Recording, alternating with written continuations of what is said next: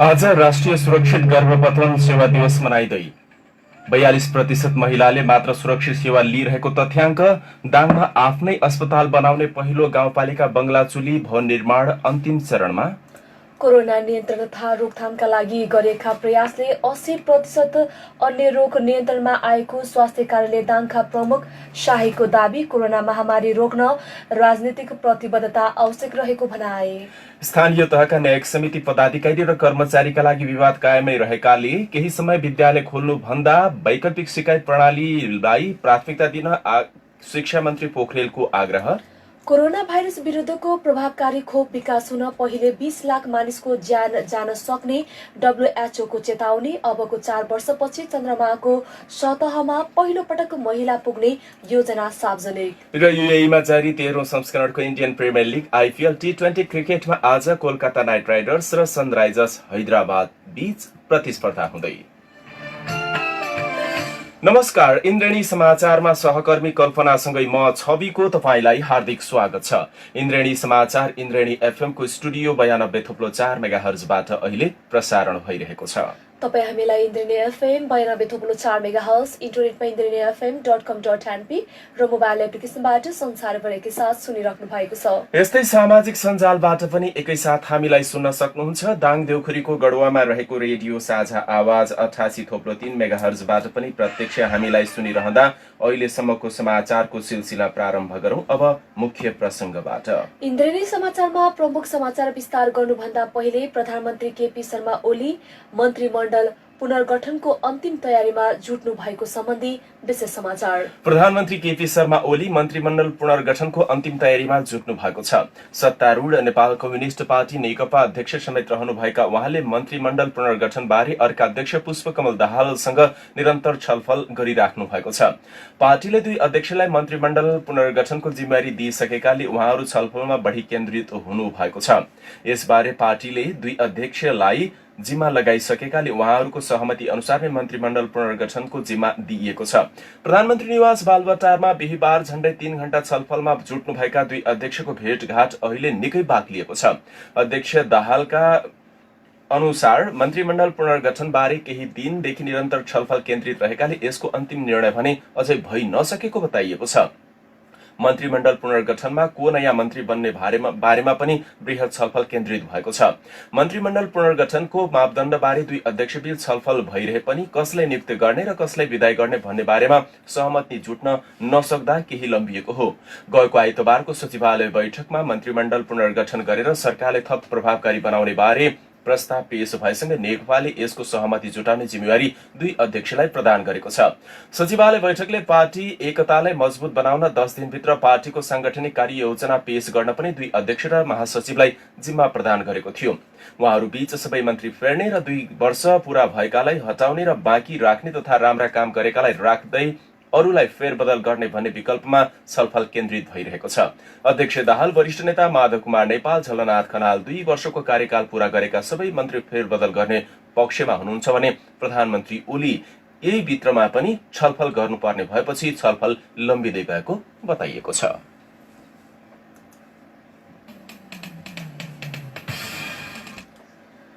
दाङसहित देशभर आज राष्ट्रिय सुरक्षित गर्भपतन सेवा दिवस मनाइएको छ। सुरक्षित गर्भपतन सेवाप्रतिको हाम्रो प्रतिबद्धता कोभिड-19 को महामारीमा पनि सेवाको सुनिश्चितता भन्ने नाराका साथ आज 6औं राष्ट्रिय सुरक्षित गर्भपतन सेवा दिवस मनाइएको हो। 18 वर्ष अघि मुलुकी ऐनको 11औं संशोधन मार्फत गर्भपतन गराउनु पर्ने आवश्यकता भएका महिलाले सेवा लिन सक्ने गरी कानूनी मान्यता प्राप्त भएको हो। नेपालमा गर्भपतन सेवालाई कानूनी मान्यता दिएपछि 42% महिलाले मात्र सुरक्षित सेवा उपयोग गरिरहेको र सुरक्षित गर्भपतन प्रजनन अधिकार हो भन्ने जानकारी सबैलाई हुनुपर्ने डाक्टरहरूको भनाइरहेको छ। उनीहरूको सुरक्षित गर्भपतनका कारण मातृ मृत्यु दरमा समेत प्रभाव पार्ने भएकाले यसलाई सबैको पहुँचमा पुर्याउनु पर्नेमा जोड दिएका छन्। नेपालमा 1500 भन्दा धेरै स्वास्थ्य संस्थाबाट सुरक्षित गर्भपतन सम्बन्धी सेवा उपलब्ध रहेको छ।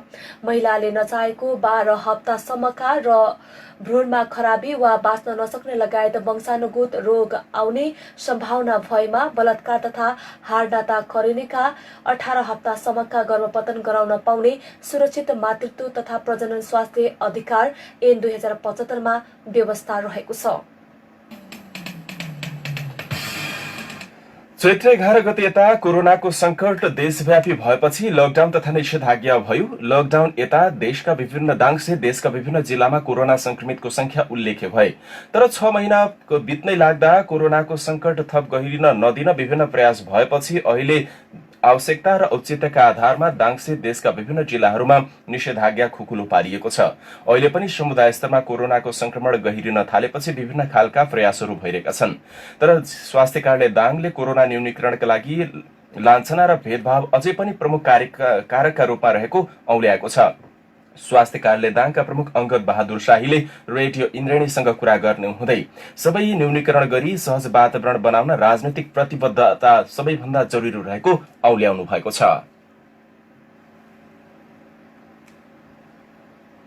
लान्छना र भेदभाव यसलाई न्यूनीकरण गर्नको लागि शून्यमा त झार्न नसकेला, कतै कतै केही मानेमा हैन, यहाँ जातीय हिसाबले त कुरा गर्ने देश हो हैन, भनेपछि त्यो अवस्थालाई न्यूनीकरण गर्नको लागि त्यो हेरियो, त्यसलाई एड्रेस गर्ने सबभन्दा ठुलो पोलिटिकल कमिटमेन्ट चाहिन्छ, राजनैतिक प्रतिबद्धता। त्यो अहिलेको राजनीतिक प्रतिबद्धता भनेको खास गरिकन निर्वाचित जनप्रतिनिधिहरू जुन हुनुहुन्छ, पालिका स्तरको प्रमुख, उपप्रमुख र वडा स्तरमा वडा अध्यक्ष र सदस्यहरू, जसलाई उहाँहरूले भोट दिएर विश्वास गरेर अगाडि बढाउनु भएको छ, उहाँको जनप्रतिनिधिले धेरै कुरामा चाहिँ यस्तो हुँदैन, केही पनि फरक पर्दैन भन्ने कुरा गर्नुपर्छ। मान्छेले गर्ने भेदभाव कस्तो देखिन थाल्यो, जसलाई सकिन्छ उसलाई चाहिँ भनिहाल्ने, च्यापिहाल्ने, एउटा नागरिकले मानव अधिकारले आफूले पनि पालना गर्नुपर्छ र अरूलाई पनि पालना गर्नुमा त्यत्तिकै सहयोग गर्नुपर्छ। त्यतातिर नलागिकन त्यो चाहिँ आफ्नो भरोसाको आधारमा चाहिँ गर्न खोज्ने भावनाले त्यो मलाई चाहिँ यसलाई अब लान्छना र भेदभाव छ, समुदायमा मनोसामाजिक चाहिँ समस्या छ भन्ने कि मान्छेमा समस्या छ भन्ने। यहाँनिर यसो हेर्दै जाँदाखेरि के भयो भने मान्छेमा समस्या छ अलिअलि केही है, सबै मान्छेमा होइन। यस्तै उहाँले कोरोनाको असर समुदाय स्तरमा नराम्ररी गहिरिन सक्ने हुँदा अहिले वातावरण सहज बनाएकाले मानिसको आउजाउ भिडभाड बढिरहेकोले जनस्वास्थ्यका आवश्यक मापदण्ड लागू गर्न अनिवार्य आवश्यकता रहेको बताउनु भएको छ।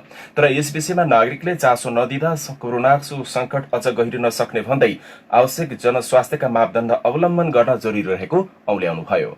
जनस्वास्थ्य मापदण्ड पनि सिम्पल कुराहरू छ। एउटा चाहिँ तपाईँको भौतिक दूरी भनौँ, पहिले सामाजिक दूरी पनि भन्छौँ होइन, त्यो सामाजिक हिसाबले भन्नु खोजेको। त्यो भौतिक दूरी चाहिँ 2 मिटरभन्दा बढी कायम गर्ने। अर्को चाहिँ नियमित रूपमा मास्क लगाउने र सम्भव भएसम्म जति मन मिल्ने मान्छेहरूसँग पनि कुराकानी गर्ने, सँगै नजिकै टाउको जुदाएर पहिले जस्तै सहकार्य हुन्थ्यो त्यसलाई नगरिकन डिस्टेन्स गर्ने र जमघटको कुरालाई चाहिँ कम गर्ने कुरा छ। अर्को चाहिँ तपाईँको सेनिटाइजर सम्भव प्रयोग गर्ने, छैन भने 20 सेकेन्ड जति लगाएर मिची सफासँग अब सकिन्छ स्वास्थ्यकर्मी पनि 6 चरणमा, होइन भने अरूले पनि यो हातलाई मिची धुने, जति बेला अन्यतिर टच गरिन्छ बाहिर गइन्छ आइन्छ, बाहिर गइसकेपछि घुलमिल भएर बढी मान्छे भएको ठाउँमा गएर मास्क लगाइन्छ भने त्यो मास्क पनि घरभित्र नबस्दै ड्रप गरिदिने, सही तरिकाले मास्क लगाउने। यो 3वटा कुराहरू एकदमै छ भने अरू चाहिँ हामीले खानेकुराहरू लगायत अरू चिज ल्याउँदा अथवा चाहिँ हाम्रो हस्पिटलमा अन्य ठाउँमा भिजिट गर्दा पनि त्यहाँबाट पनि केही आउने र केही चाहिँ यो हाम्रो हात हतियारहरू हुन्छ नि, त्यसलाई फोमाइट बाउन्ड भन्छौँ हामीले हाम्रो भाषामा, त्यो हात हतियारमा पनि भाइरस हुने भावनाले त्यसलाई गर्छौँ। यस्तै स्वास्थ्य कार्यालय दाङका प्रमुख अंगद बहादुर शाहीले कोरोना रोकथाम र नियन्त्रणका लागि दाङमा अहिलेसम्म भएका प्रयासहरू सकारात्मक रहेको बताउनु भएको छ। तर यसको असर कतिसम्म गहिरिन सक्छ भन्ने यकिन भइ नसकेको हुँदा समुदाय स्तरमा स्वयंसेवक परिचालन गर्न आवश्यक रहेको औल्याउनु भएको छ। कोरोना रोकथाम र नियन्त्रणका लागि दाङका 10वटै पालिकाले गरेका प्रयासमा अब स्वयंसेवक परिचालन गर्न सके यसको संकट थप गहिरिनबाट जोगाउन सकिने उहाँले विचार व्यक्त गर्नुभयो। अहिले कोरोना नियन्त्रणका लागि गरिएको कामले अन्य 80% रोगजन्य प्रभाव कम भएको समेत उहाँले दावी गर्नुभएको छ। कोरोना रोकथामका लागि लागू गरिएका लगानीले अन्य थुप्रै रोगहरू जित्न सफल भएको उहाँले विश्वास व्यक्त गर्नुभयो।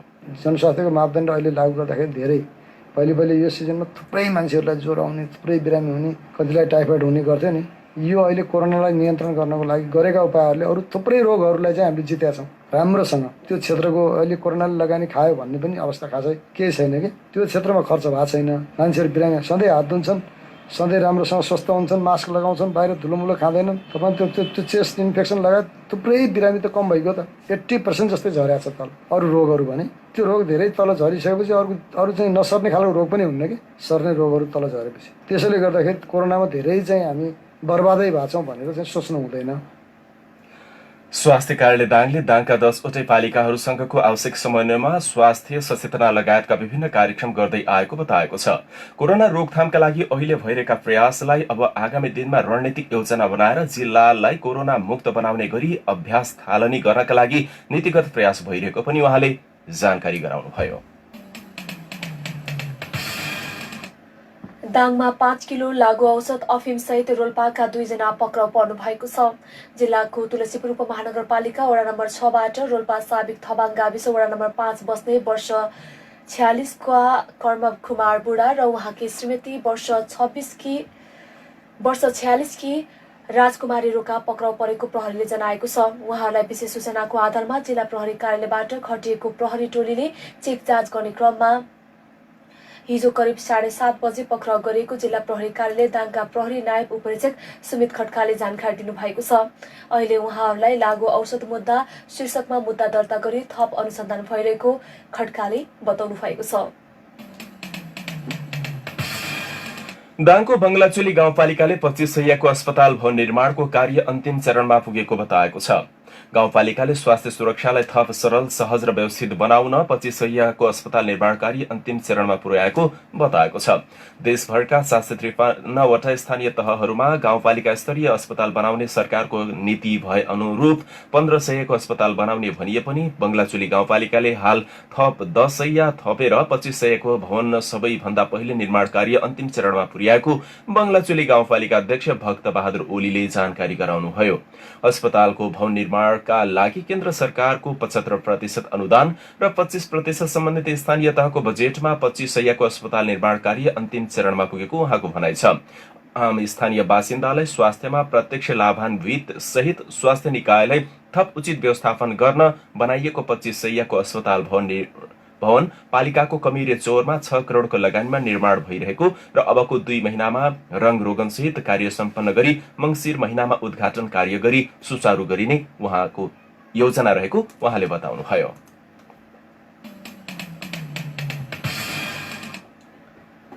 स्थानीय तहका न्यायिक समिति पदाधिकारी र कर्मचारीका लागि विवाद निरूपण सम्बन्धी तालिम आयोजना गरेको छ।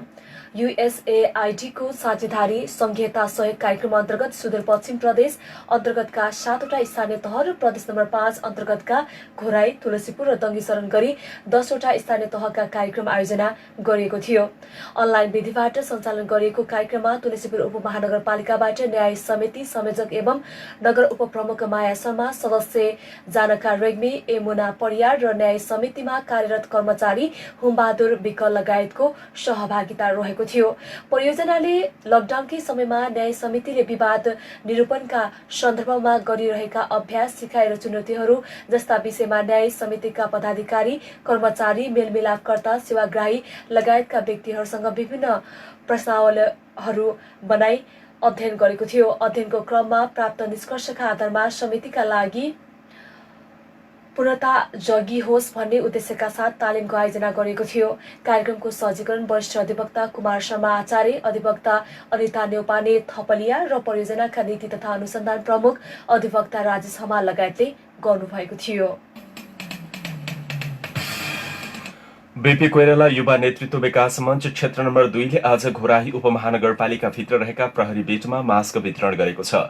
मञ्चका कार्यवाहक संयोजक वामदेव जीएम को संयोजकत्वमा घोराहीका विभिन्न चोकहरूमा रहेका प्रहरी बीटमा 2000 थान मास्क वितरण गरिएको छ।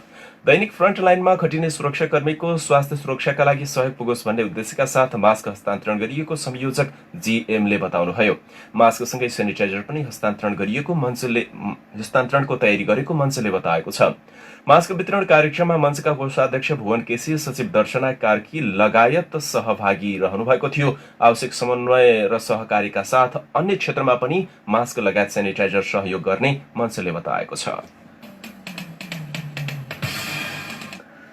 पाल्पाको रम्भा गाउँपालिका 2 बेलौजामा पहिरोमा पुरिएका एकै परिवारका 5 जना रहेको खुलेको छ। बिहिबार बिहान पहिरोले पुरेका सबैको शव फेला परेको हो। पहिरोमा 60 वर्षीय हुमबहादुर गाहा, उहाँकी श्रीमती 50 वर्षीय धनिसरा गाहा, 17 वर्षीय छोरी कृष्णमाया गाहा, नातिनी 14 वर्षीय खुमिसरा आली र 8 वर्षीय लक्ष्मी गाहा रहनु भएको छ। प्रहरी उपरीक्षक सन्तोष कुमार भट्टराईका अनुसार पहिरोमा परेका सबैको शव हिजो बेलुका शनाखत भएको हो। निरन्तरको वर्षा र सडक अवरुद्ध रहेका कारण समयमा उद्धार गर्न सकिएको थिएन। रम्भा गाउँपालिका सदरमुकामबाट टाढा रहेको विकट क्षेत्र हो। पहिरोमा अन्य 2 घर पनि पुरेकोमा ती घरका सबै सुकुशल रहेको जानकारी प्राप्त भएको छ। गृहमन्त्री रामबहादुर थापाले सीमाको सुरक्षाकर्मीबाट भन्दा स्थानीय बासिन्दाबाट बढी प्रभावकारी हुन सक्ने बताउनु भएको छ। दार्चुलाको खलङ्गामा आयोजित पत्रकार सम्मेलनमा सीमाको रक्षा सरकारले मात्र गर्न नसक्ने भन्दै सीमाको सुरक्षा सीमा क्षेत्रका नागरिकले अझ राम्रोसँग गर्न सक्ने विश्वास व्यक्त गर्नुभयो। दार्चुलाको उत्तरी क्षेत्र रणनीतिक महत्वको रहेको बताउँदै गृहमन्त्री थापाले विश्वका 2 ठूला देश चीन र भारतसँग सीमा जोडिएको सो क्षेत्रलाई सरकारले विशेष महत्व दिएको पनि बताउनुभयो। उहाँले सो क्षेत्र पर्यटनको ठूलो सम्भावना रहेकोले त्यहाँको विकासलाई सरकारले विशेष प्राथमिकता दिएको पनि उल्लेख गर्नुभएको छ। उहाँले सो क्षेत्रमा अध्यागमन स्थापनाको लागि छिट्टै आवश्यक निर्णय लिने र ब्यासमा प्रभावकारी सञ्चार सुविधाका लागि थप टेलिफोन लाइन जडान गरिने पनि वचन दिनुभएको छ। गृहमन्त्री थापासँग ब्यासको छाङरुङमा सशस्त्र प्रहरीका आइजी शैलेन्द्र खनाल, गृह सचिव महेश्वर नेउपाने, दार्चुलाका सांसद गणेश सिंह ठगुन्ना, राजनैतिक सल्लाहकार सूर्य सुवेदी, सुरक्षा सल्लाहकार इन्द्रजित राई, नेपाली सेनाका सहायक रथी पौनराज घिमिरे लगायत सहभागी हुनुहुन्थ्यो। शिक्षा, विज्ञान तथा प्रविधि मन्त्री गिरिराजमणि पोखरेलले कोभिड-19 को जोखिम कायमै रहेकाले केही समय विद्यालय खोल्नुभन्दा वैकल्पिक सिकाइ प्रणालीलाई प्राथमिकता दिनमा आग्रह गर्नुभएको छ।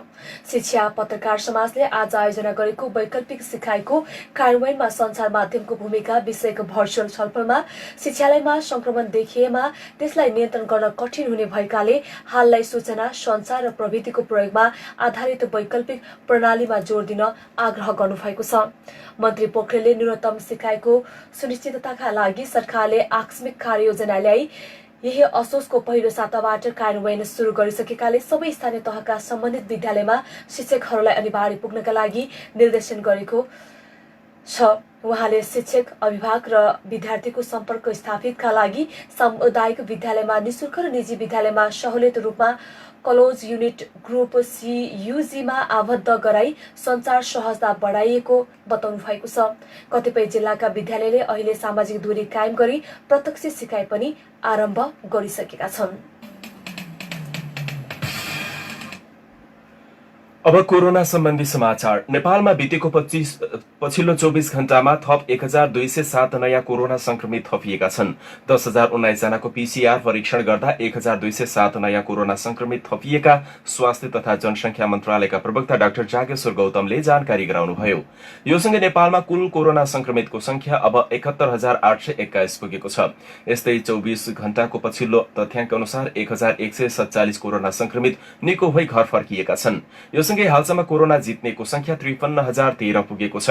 अहिले देशभर सक्रिय संक्रमितको संख्या 18,341 रहेको छ। तीमध्ये 7,833 संस्थागत आइसोलेसन र अरू 10,508 जना भने होम आइसोलेसनमा उपचाररत छन्।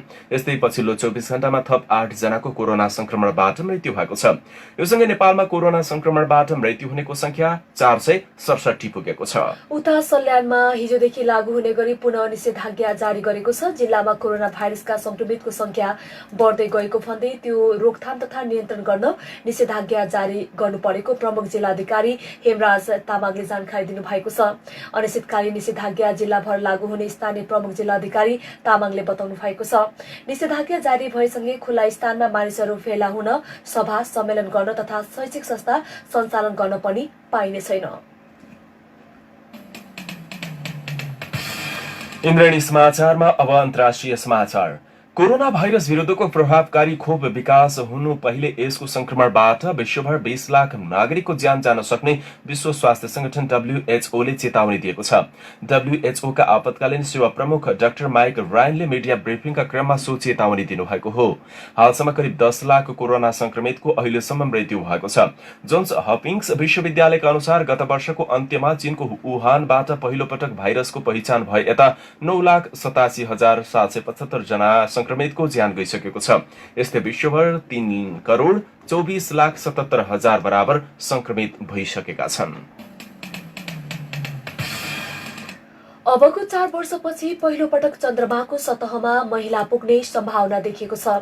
अमेरिकी अन्तरिक्ष संस्था नासाले सन् 2024मा चन्द्रमामा जाने औपचारिक रूपरेखा सार्वजनिक गरेको छ। 28 अरब अमेरिकी डलर खर्च हुने योजनामा महिला यात्री पनि सहभागी हुने योजना तयार भएको बीबीसीले जनाएको छ। आर्टिम्स नाम दिएको अन्तरिक्ष कार्यक्रममा नासाले 5 दशकपछि चन्द्रमामा एक पुरुष र एक महिलालाई पठाउन लागेको खबरमा उल्लेख गरिएको छ। चन्द्र सतहबाट यसअघि सन् 1972मा अन्तिम पटक मानव पाइला टेकिएको थियो। अन्तरिक्ष यात्रीहरू ओरियन नाम दिएको अपोलो जस्तै यात्रुवाहक यानमा चन्द्रमामा पुग्ने बीबीसीले जनाएको छ। अमेरिकाको तल्लो सदनले यसअघि नै एउटा विधेयक अनुमोदन गर्दै चन्द्रमामा अवतरण गर्ने यानको लागि $60 करोड छुट्याएको छ। चन्द्रमामा जाने अन्तरिक्ष यात्रीको चयन प्रक्षेपण हुनुभन्दा कम्तीमा 2 वर्ष अघि हुने बताएको छ। त्यो मिसनले चन्द्रमाको माटो पृथ्वीको प्रयोगशालाका लागि ल्याउने तयारी गर्दैछ। इन्द्रेणी समाचारमा अब खेल समाचार। युएईमा जारी 13औं संस्करणको Indian Premier league IPL T20 क्रिकेटमा आज कोलकाता नाइट राइडर्स र सनराइजर्स हैदराबाद बीच प्रतिस्पर्धा हुँदैछ। अबुधाबी स्थित शेख जायद स्टेडियममा कोलकाता र हैदरा आफ्नो दोस्रो खेलका लागि मैदानमा उत्रदैछन्। कोलकाता र हैदराबाद बीचको खेल नेपाली समयानुसार अहिले बेलुकी पौने 8 बजेबाट सुरु हुँदैछ। दिनेश कार्तिकको कप्तानीमा मैदान उत्रने कोलकाता पहिलो जित निकाल्ने लक्ष्यका साथ मैदानमा उत्रदैछ भने पहिलो खेलमा कोलकाता मुम्बई इन्डियन्ससँग 49 रनले पराजित भएको थियो। दोस्रो खेलमा कोलकातासँगको खेलमा जितको दाउमा ऊ पनि मैदानमा उत्रदैछ। यता डेभिड वार्नरको कप्तानीमा मैदान उत्रने हैदराबाद पनि पहिलो जितको खोजीमा मैदानमा उत्रने लक्ष्यका साथ तयारी गरेको छ। पहिलो खेलमा हैदराबाद रोयल च्यालेन्जर्स बेंगलोरसँग 10 रनले पराजित भएको थियो। यस्तै इन्डियन प्रिमियर लिग आइपिएलमा सन्दीप लामिछाने आबद्ध दिल्ली क्यापिटल्सले गैरातीको खेलमा दोस्रो जित हात पारेको छ। गैराती भएको खेलमा दिल्लीले चेन्नईलाई 44 रनले हरायो। चेन्नईले लगातार दोस्रो हार बेहोरेको छ। टस हारेर पहिले ब्याटिङ गरेको दिल्लीले निर्धारित 20 ओभरमा 3 विकेट गुमाउँदै 175 रन बनाएको थियो। जितका लागि 176 रनको लक्ष्य पाएको चेन्नईले निर्धारित 20 ओभरमा आफ्नो 7 विकेट गुमाउँदै 131 रनमै समेटियो। सो जितसँगै दिल्ली लिगको शीर्ष स्थानमा उक्लिएको छ।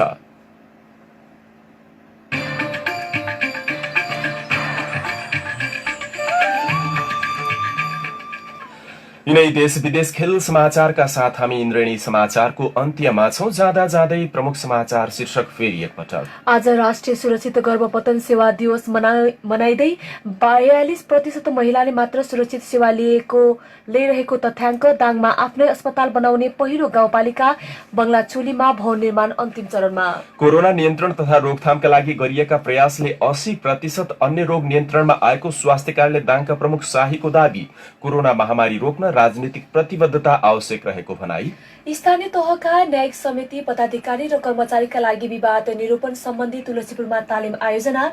कोभिड-19 को जोखिम कायमै रहेकाले केही समय विद्यालय खोल्नुभन्दा वैकल्पिक सिकाइ प्रणालीलाई प्राथमिकता दिन आग्रह। शिक्षा मन्त्री पोखरेलको अपील। कोरोना भाइरस विरुद्धको प्रभावकारी खोप विकास हुनु पहिले 20 लाख मानिसको ज्यान जान सक्ने WHO को चेतावनी। अबको 4 वर्षपछि चन्द्रमाको सतहमा पहिलो पटक महिला पुग्ने योजना सार्वजनिक। र युएईमा जारी 13औं संस्करणको Indian Premier league IPL T20 क्रिकेटमा आज कोलकाता नाइट राइडर्स र सनराइजर्स हैदराबाद बीच प्रतिस्पर्धा हुँदै। हवस् त बेलुकी 5:30 को यो इन्द्रेणी समाचार सकियो। समाचार सुनेर साथ दिनुहुने यहाँहरू सबै श्रोता र प्रविधि संयोजन गरी साथ दिने प्राविधिक साथी आर्यल जोशीलाई धेरै धन्यवाद। बेलुकी 7:30 बजे अब तपाईँ अर्को इन्द्रेणी डायरी सुन्न सक्नुहुनेछ। अहिलेलाई समाचार कक्षका सबै सहकर्मीहरूसँगै साथी कल्पना अनि म छवि आज्ञा माग्छौं। नमस्कार।